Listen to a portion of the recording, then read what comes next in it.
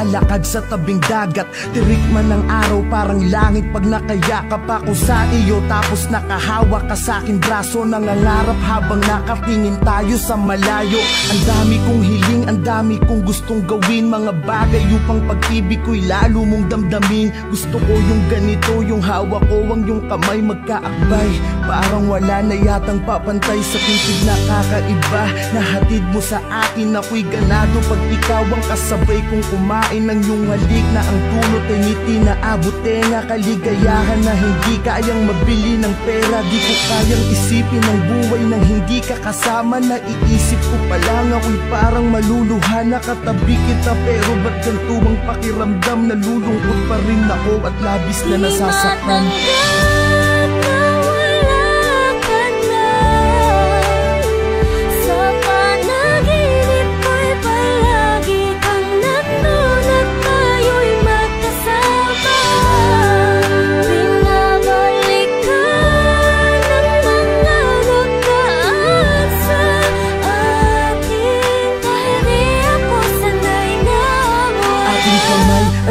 Isa at ikinorting puso, tanda ng pag-iibigan nating hindi susuko sa kahit anong hamon sa ating pagsasamahan. Tumanda man tayo, hindi magkakasawaan. Gusto ko yung ikaw ay lagi kong sinusurpresa. Walang imposible pagdating sa'yo, aking prinsesa. Dito tayo sa gitna ng hugis pusong kandila. Magpapaka-romantiko ko upang mapangiti ka. Mga litrato natin ay itatali sa mga lobo. Kakantahang kita kahit medyo wala sa tono. Maibadama ko lang kahit sa simpleng paraan kung paano kita mahalin at pahalagahan. Sinusumpa ko sa harapan ni Ama na sa lahat ng sandali at oras mahali ingatan kita. Pero bakit ganito ang bigat ng pakiramdam? Nalulungkot ako parang may problemang dinadamdam.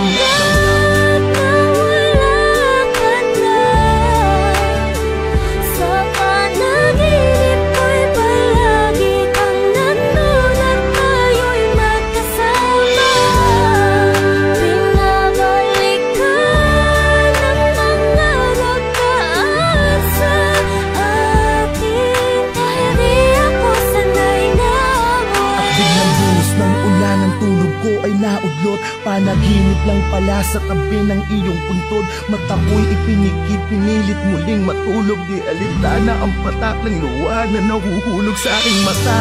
Kahit basang-basanan ng ulan, hindi ko kasi alam kung paano pasisimula ng buhay nang di ka kasama. Sinanay mo kasi ko na laging masaya at ang araw ko ay kumpleto. Wala na akong kasabay magsipilyo, wala nang makulit. Nauupo lagi dito sa binti ko. Wala na akong kasubuan kapag kumakain. Sa tuwing at besi wala na akong susurpresahin. Wala na akong bibigyan ng bulaklak at yayakapin sa harapan ng mga taong pumapalakpak. Wala na ang babaeng habang buhay ko mamahalin. Lahat ng yan tanging sa'yo ko lamang kayang gawin.